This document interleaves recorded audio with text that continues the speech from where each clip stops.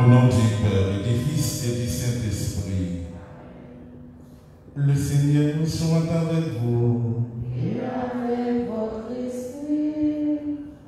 L'Église nous invite à faire mémoire aujourd'hui de Saint André Domnac, prêtre, et ses 116 compagnons martyrs au Vietnam, dont des évêques, des prêtres, des laïcs et une femme.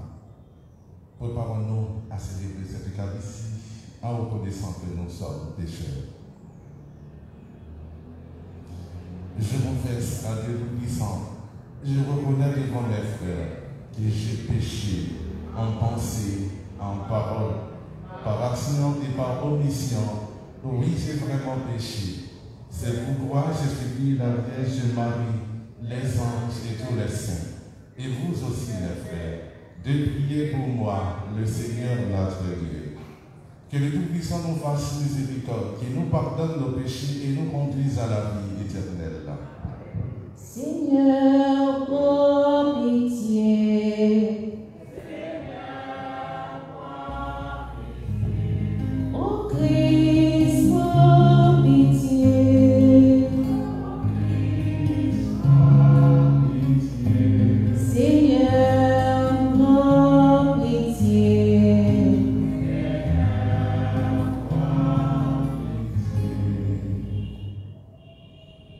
Prions le Seigneur. Nous voulons prier avec Saint-Sauveur Kerens, Rani dans Bélisaire Lumbert, Armel Simon qui fête aujourd'hui leur anniversaire de naissance, Madame Arnold Réal en l'honneur de Sacré-Cœur, famille Kisnel, Artemas Jean-Yves, Maurice Nash Darwin et sa fille, Franck Lerby Masna, Monsieur et Madame Daoud et Karl Maurice, Hernandez d'autres, remerciements au Sacré-Cœur. Seigneur notre Dieu, source et origine de toute paternité, toi qui as donné au Saint martyr André et ses compagnons la grâce d'être fidèles à la gloire de ton Fils jusqu'à l'effusion de leur sang, accorde-nous par l'intercession de savoir annoncer aux autres ton amour afin de pouvoir être appelés fils de Dieu et de l'être vraiment. Par Jésus le Christ, notre Sauveur et notre Dieu, qui vit avec toi dans l'unité du Saint-Esprit, maintenant et pour les siècles des siècles.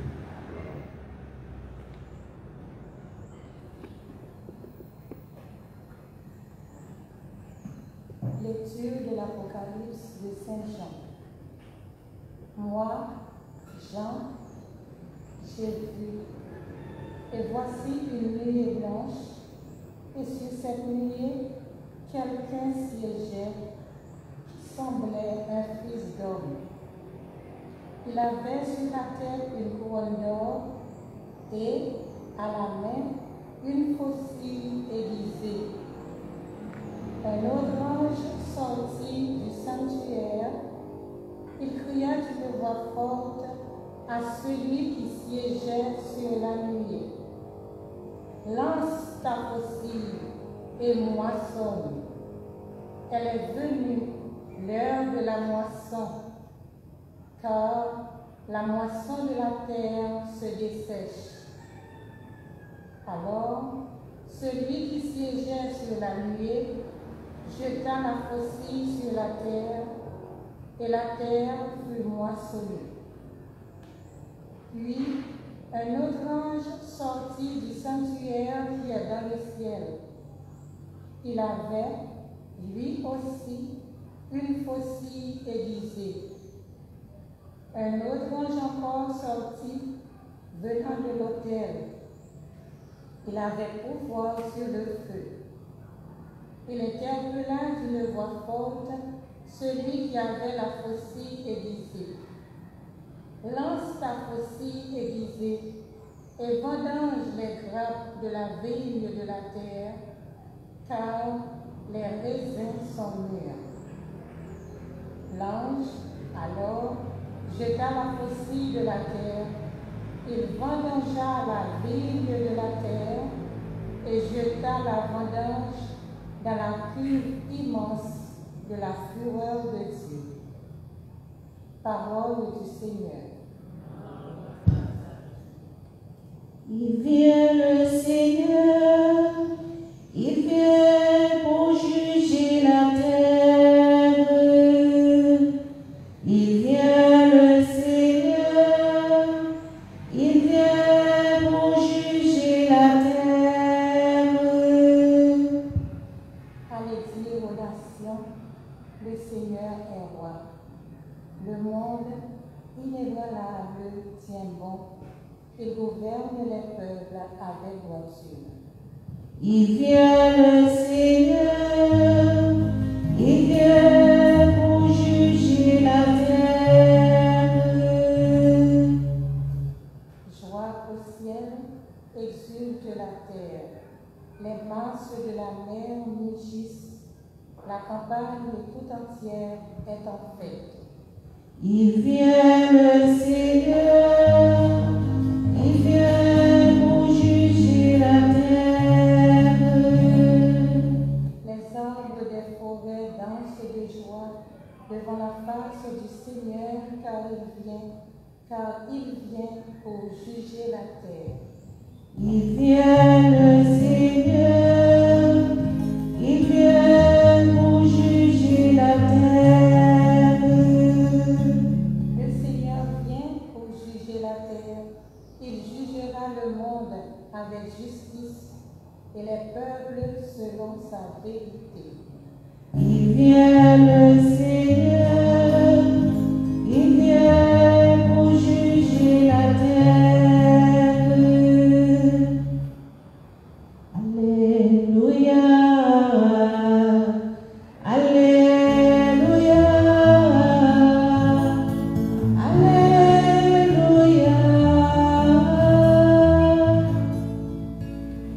Sois fidèle jusqu'à la mort, dit le Seigneur, et je te donnerai la couronne de la vie. Alléluia, Alléluia, Alléluia.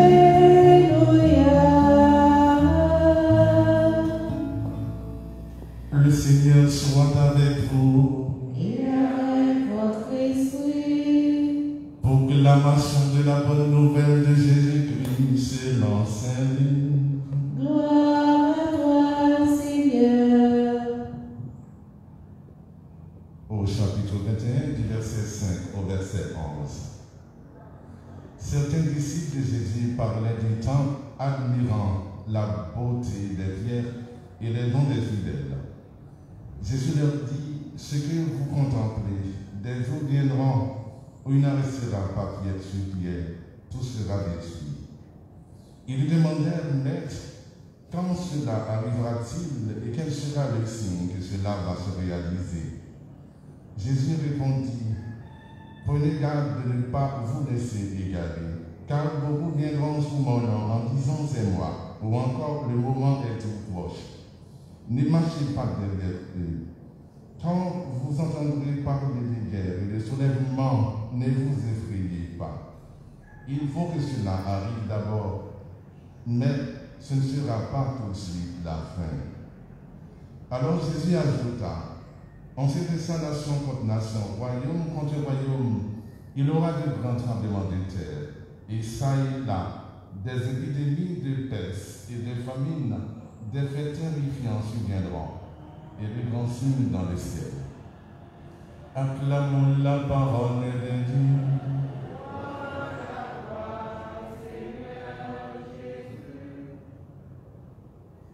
Chers frères, chers amis, en écho à la fête du Christ-Roi que nous avons célébrée ce dimanche, la liturgie nous fait méditer toute cette semaine un chapitre de Saint Luc où Jésus parle longuement de l'avenir. Tantôt, il envisage l'avenir lointain, son retour à la fin des temps et tout un cortège d'événements mystérieux dont la date reste cachée dans le secret du Père. Quand il évoque ce scénario de la fin, Jésus le fait toujours dans le langage traditionnel des Apocalypses.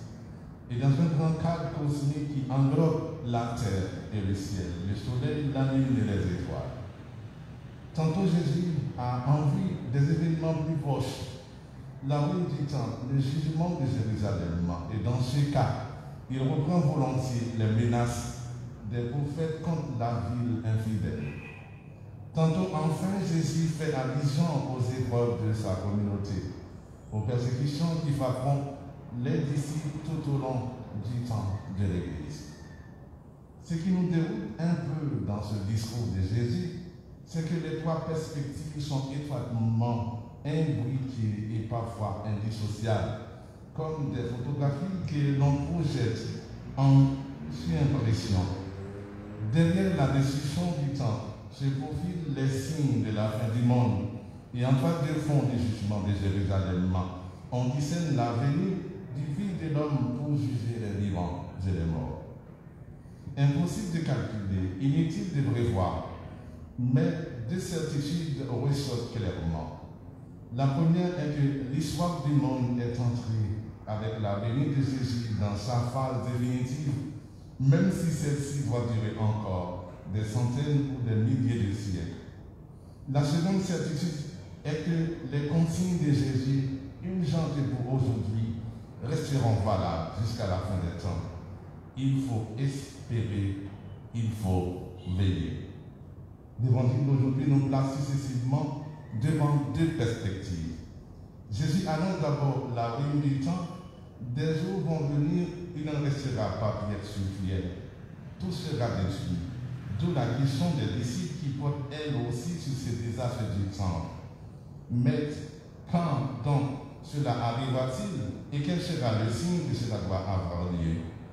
Et Jésus te répond non pas en dévoilant un signe précis, mais en donnant une consigne valable en tout temps d'épreuve.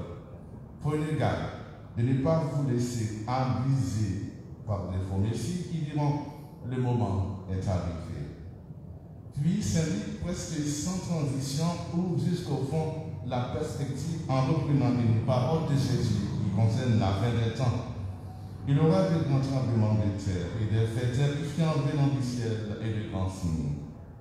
L'avenir n'appartient qu'à Dieu, qui seul connaît les repères ultimes du temps et de l'espace. Mais nous avons le temps du jour pour le servir et l'aimer. Nous avons l'espace de notre cœur pour y accueillir la parole de Jésus et l'espace du monde à prendre dans la prière avec tous les missionnaires porteurs de son message de paix. Amen.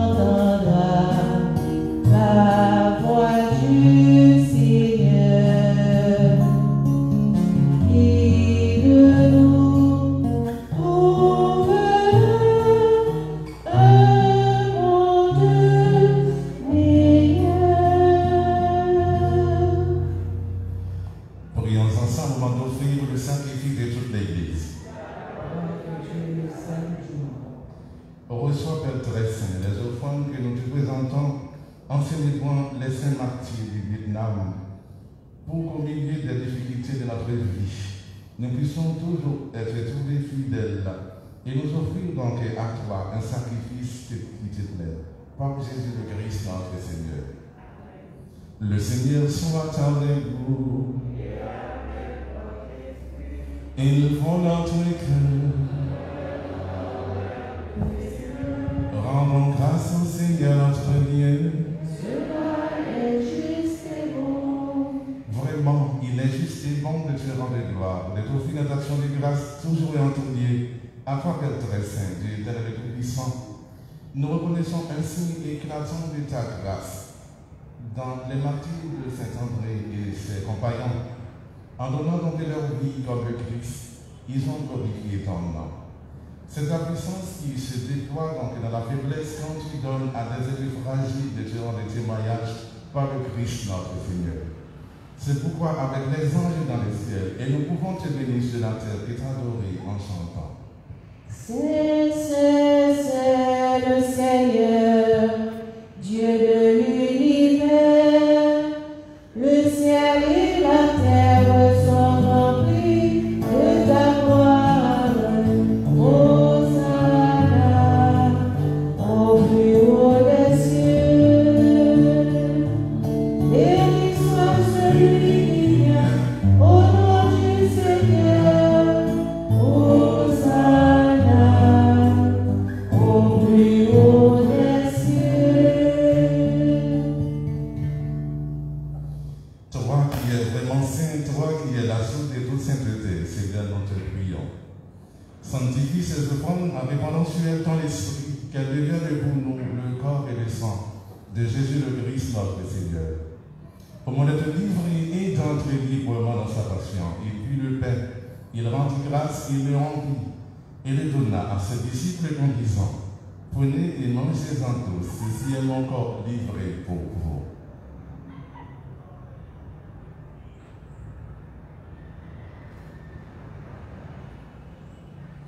De même, à la fin du repas, il prit la coupe, de nouveau il rendit grâce. Il la donna à ses disciples en disant, prenez et buvez-en tous, car ceci est la coupe de mon sang, le sang de l'alliance nouvelle et éternelle, qui sera versé pour vous et pour la multitude, en rémission des péchés. Vous ferez cela en mémoire de moi.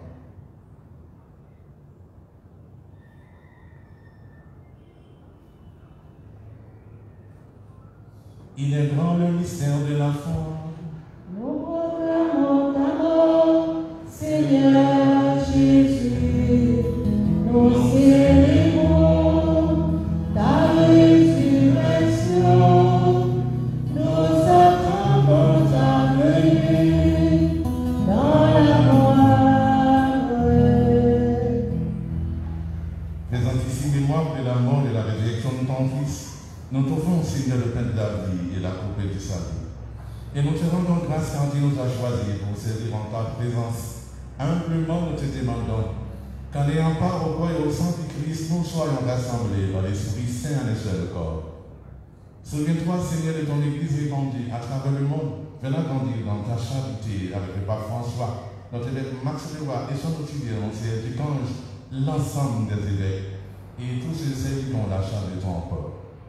Souviens-toi aussi de nos frères et sœurs endormis dans l'espérance de la résurrection et de tous les hommes et femmes qui ont quitté cette vie. Reçois-les dans ta lumière auprès de toi. Sur nous tous enfin, spécialement sur Saint-Sauveur Kérens, Rani de Bélizer et Humbert, Armel Simon qui fait aujourd'hui leur anniversaire de naissance, Madame Arnold Réal en honneur du Sacré-Cœur, famille Kisnel, Artima Jean-Yves, Maurice, Nash Darlene et sa fille, Franck Lerby Masna, Monsieur et Madame Daroutier Karl Maurice, Hernandez d'autres. Remerciements pour sa prière, nous implorons ta bonté.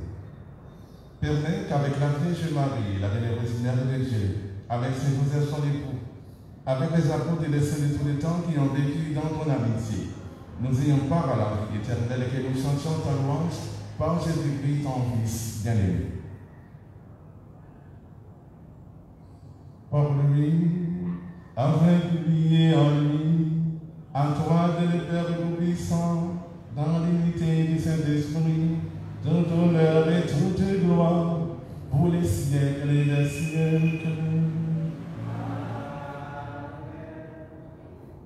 Unis dans l'esprit, nous pouvons dire avec confiance la prière que nous avons reçue du Sauveur. Notre Père qui es aux cieux, que ton nom soit sanctifié, que ton règne vienne, que ta volonté soit faite sur la terre comme au ciel. Donne-nous aujourd'hui notre pain de ce jour.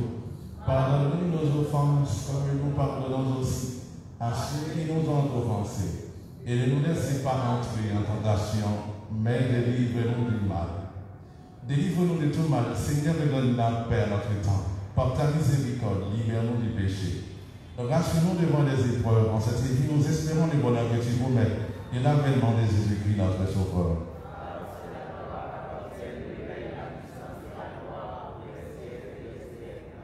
Seigneur Jésus-Christ, tu as dit à tes apôtres, je vous laisse la paix, je vous donne ma paix. Ne regardez pas nos péchés, mais la foi de ton Église, pour que ta volonté s'accomplisse. Donne-lui toujours cette paix et conduis-la vers l'unité parfaite, toi qui règnes pour les siècles des siècles. Que la paix du Seigneur soit toujours avec vous. Agneau de Dieu qui enlève le péché du monde, prends pitié de nous. Agneau de Dieu qui enlève le péché du monde, prends pitié de nous. Agneau de Dieu qui enlève le péché du monde, donne-nous la paix.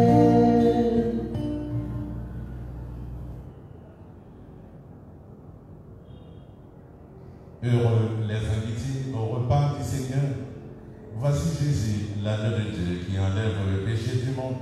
Seigneur, je ne suis pas digne de te recevoir, mais dis seulement une parole et je serai guéri. Que le corps et le sang du Christ sont gardés pour la vie éternelle.